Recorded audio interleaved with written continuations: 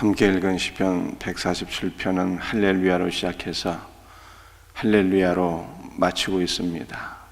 우리의 인생이 할렐루야로 시작해서 할렐루야로 마치는 은혜가 있기를 주의 이름으로 축복합니다. 할렐루야는 여호와를 찬송하라 라고 하는 뜻이에요. 우리의 마지막 순간까지 할렐루야로 하나님께 영광을 돌리며 주님 품 안에 거할 수 있는 우리 복된 성도들이 될 수 있기를 주의 이름으로 축복합니다. 오늘 본문 말씀은 왜 우리가 하나님을 찬송해야 되는가, 그 이유를 우리들에게 말씀하고 있습니다. 2절 말씀 제가 읽어드립니다. 여호와께서 예루살렘을 세우시며 이스라엘의 흩어진 자들을 모으시며, 여호와께서 예루살렘을 세우시고 이스라엘의 흩어진 자들을 모으시기 때문에 하나님을 찬송한다라고 하는 것입니다. 북이스라엘은 아수르에 의해서 멸망을 당하고 남유다는 바벨론에 의해서 멸망을 당하며 예루살렘 성전도 무너지고 유다 백성들이 바벨론 각지에 포로로 끌려가게 되었는데, 우리 하나님께서는 1차적으로 무너진 예루살렘도 다시 세워주시고 흩어진 자들을 다시 이스라엘로 돌아오게 하신다. 그러므로 하나님을 찬송한다 라고 하는 말씀이 되겠습니다. 그런데 문제는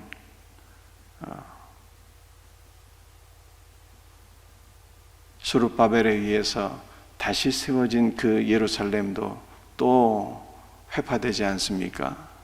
그러므로 시편 147편에서 말씀하고 있는 여호와께서 예루살렘을 다시 세우신다라고 하는 것은 눈에 보이는 성전 예루살렘을 가리키는 것이 아닌 것입니다.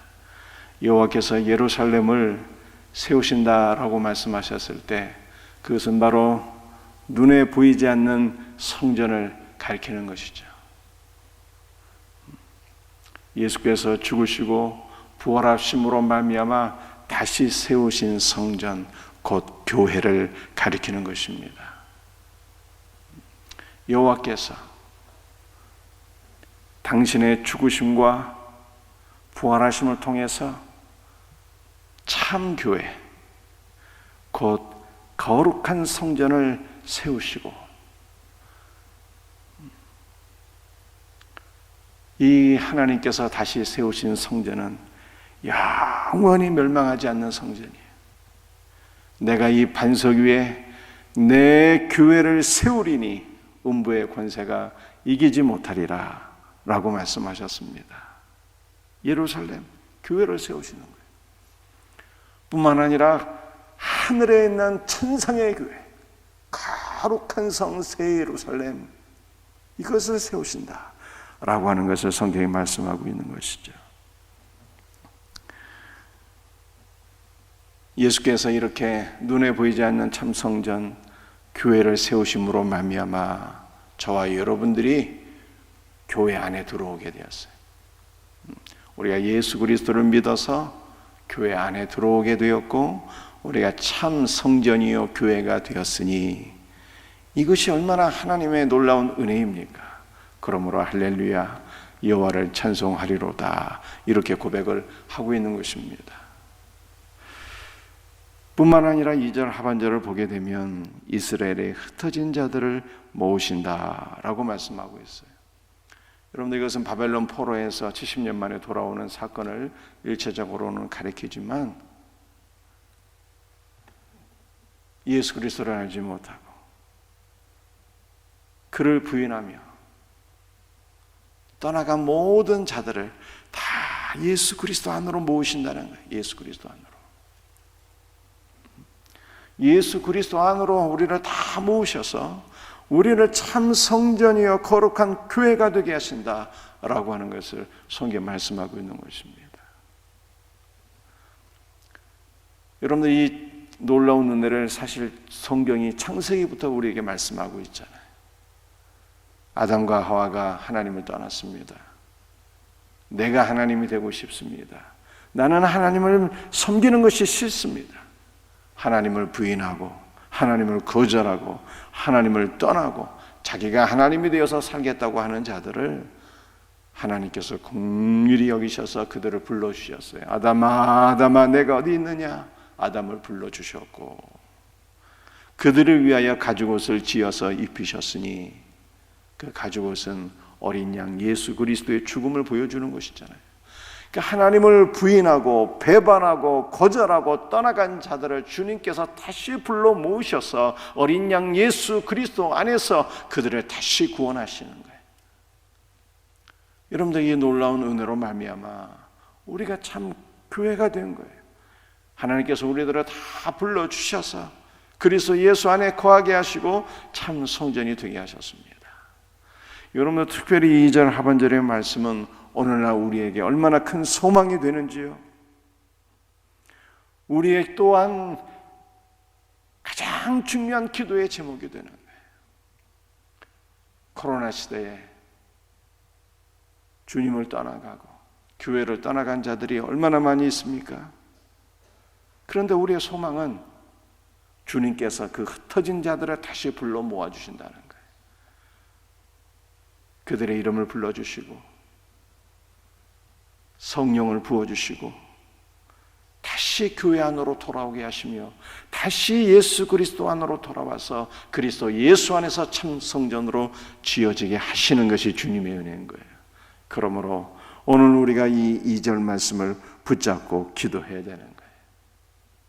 여호와께서 이스라엘의 흩어진 자들을 다시 모으신다고 말씀하셨사오니 주여, 우리의 흩어진 형제들, 흩어진 자매들, 흩어진 영적인 가족들 주께서 다 다시 예수 그리스도 안으로 불러 모아 주셔서 이 땅의 교회들이 회복되게 하소서. 우리의 생명샘기가 다시 영적으로 회복되게 하시고 예수 그리스도 안에서 견고히 세워지는 복된 교회가 되게 하소서. 우리의 2절 말씀을 붙잡고 기도하고 이 말씀대로 응답받는 복된 은혜가 있기를 주 예수의 이름으로 축복합니다. 3절 말씀이에요. 상심한 자들을 고치신다, 이렇게 말씀합니다. 여호와께서 상심한 자들을 고치신다.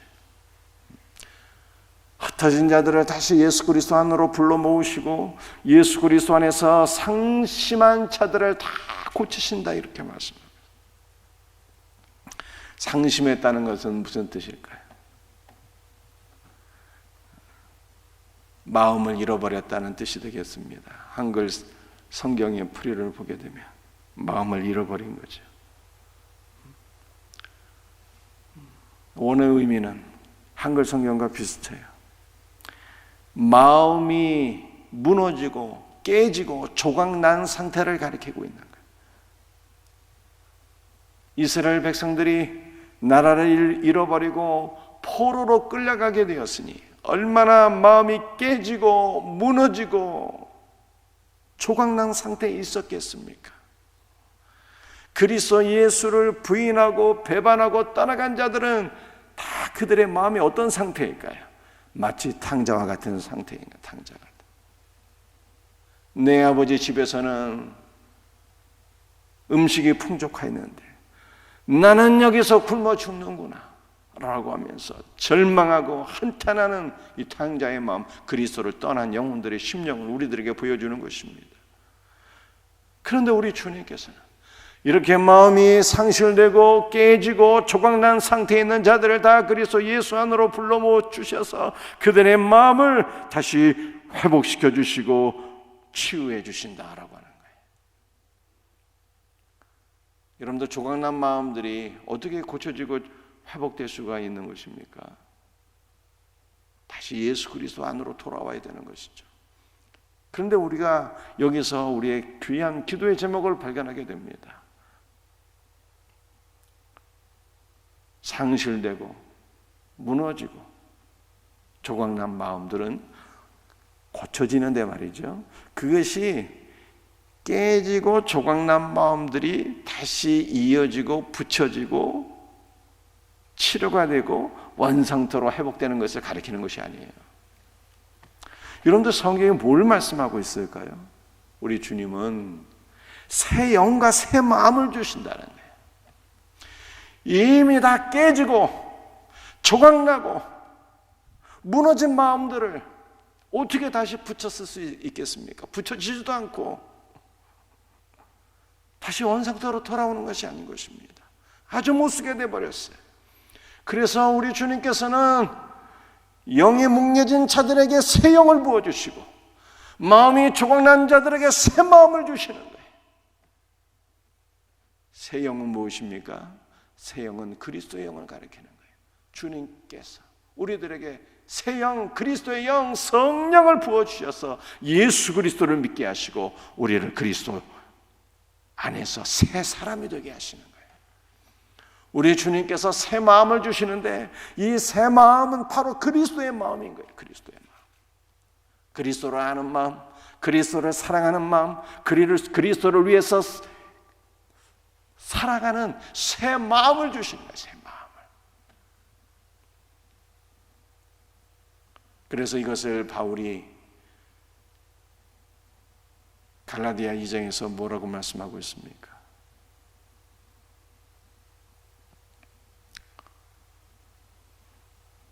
우리가 그리스도 예수 안에서 다 죽었기 때문에 이제는 우리가 그리스도 예수 안에서 살아가게 되는데, 보다 더 정확히 말씀을 드리게 되면 부활하신 예수 그리스도께서 내 안에 살아계신 거예요.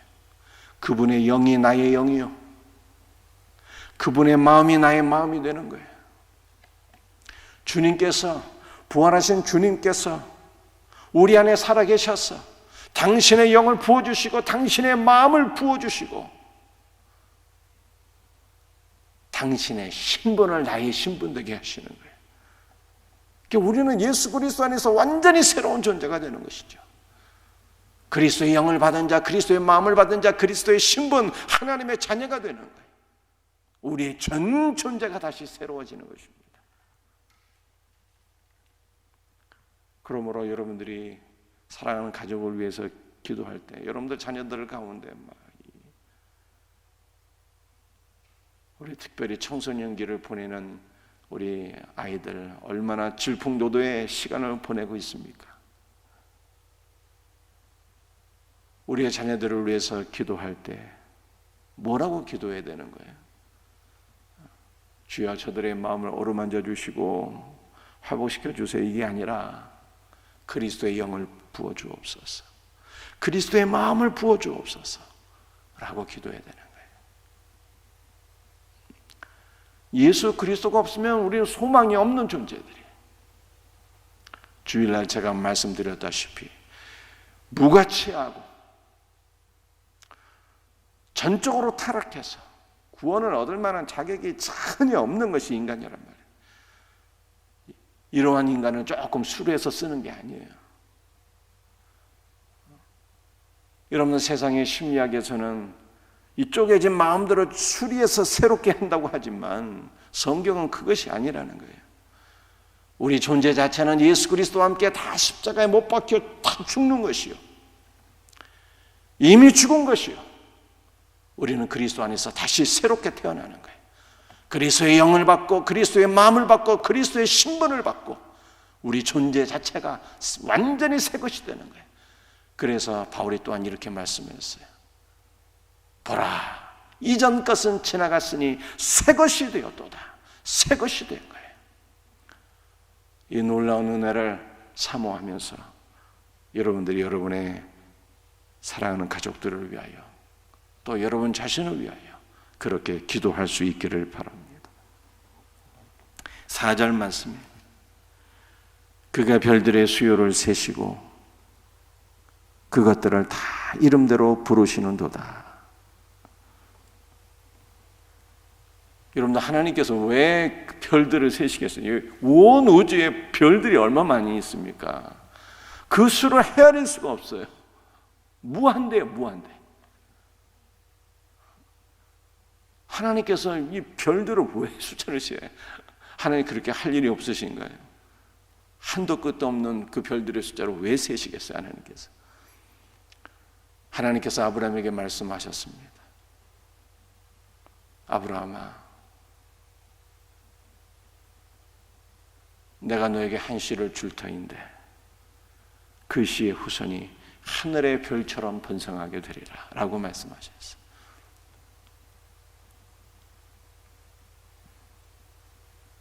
다니엘서를 보니까 많은 영혼을 주님께로 인도한 자들은 하늘의 별처럼 된다고 그러잖아요. 그러니까 여기 나와 있는 별들이라고 하는 것은 예수 그리스도를 믿는 성도를 가리키는 거예요. 흩어진 자들을 다시 주님께서 모으셨어요. 그들의 깨지고 조각난 마음들을 예수 그리스도 안에서 다시 새롭게 하셨습니다. 그들이 바로 별들인 거예요.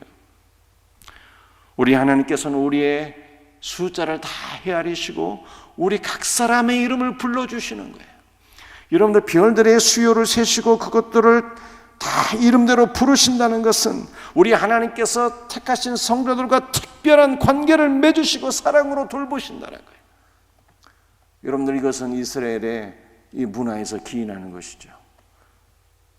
여러분들 이스라엘은 양들을 목축하는 문화 아닙니까? 목자가 양을 키우는데 말이죠.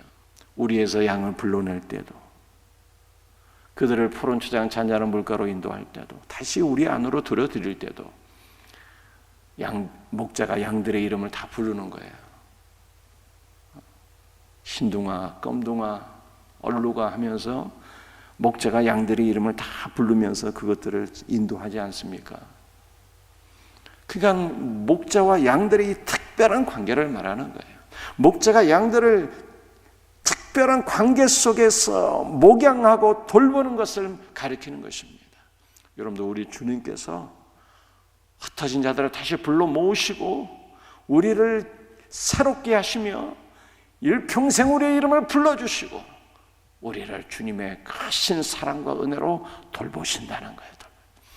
이 은혜를 기억하면 할렐루야로 하나님 앞에 감사와 찬송과 영광을 돌려드리지 않을 수가 없는 것입니다.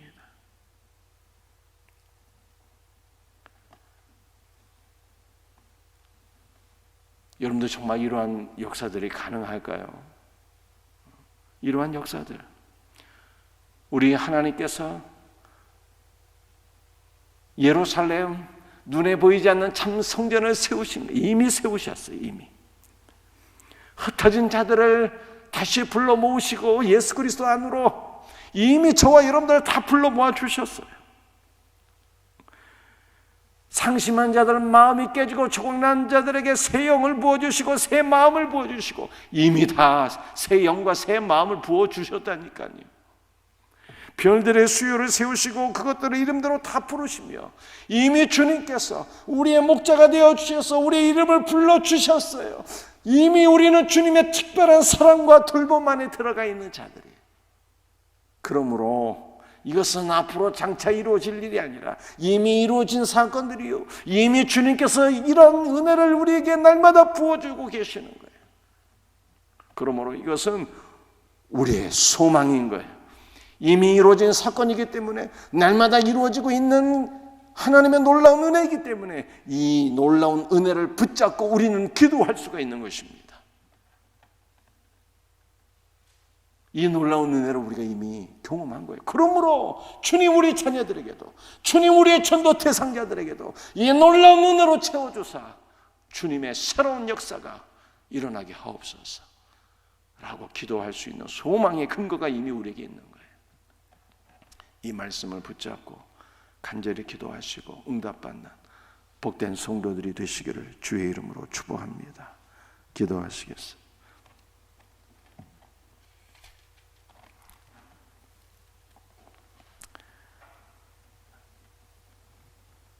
아버지 하나님 감사합니다. 주님께서 십자가에 죽으시고 부활하시는 이 위대하신 일을 통하여 눈에 보이지 않는 예루살렘 참 성전을 세우셨나이다.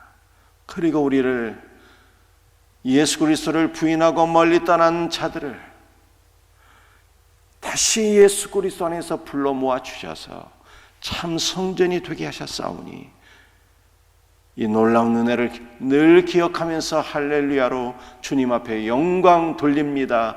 주여, 우리의 일평생의 주를 찬송함이 있게 하옵소서. 상심한 자들을 고치시는 주님, 마음이 깨지고 조각난 자들에게 새 영을 부어주시고 새 마음을 또한 부어주셔서 그들이 예수 그리스도 안에서 새 것이 되게 하옵소서. 새 존재가 되게 하여 주옵소서. 오늘도 우리를 특별히 사랑하시며 우리 각인의 이름을 불러주시고 우리를 푸른 초장 찬잔한 물가로 인도하시는 우리의 목자 되시는 주 예수 그리스도를 찬송합니다. 이 놀라운 은혜를 오늘 우리와 우리의 자녀손들과 우리 사랑하는 생명샘 교회와 이 나라와 이 민족 가운데 전 세계의 모든 선교지 가운데 이 놀라운 은혜로 주께서 충만하게 채워주시옵소서. 주 예수님, 오늘도 우리 연약한 자들을 주께서 주의 보혈로 덮으시고 치료하여 주옵소서. 새롭게 하여 주옵시고 또한 고3 수험생들 또 대학 입시를 준비하는 우리 모든 친구들 붙잡아 주셔서 지혜와 총명과 건강과 믿음을 주시고 집중력을 주옵시고 저들의 일평생 주님 나라 주님 영광 위하여 쓰임받는 복된 믿음의 자녀손들이 되게 하옵소서. 감사하오며 주 예수 그리스도의 이름 받들어 간절히 기도드립니다. 아멘.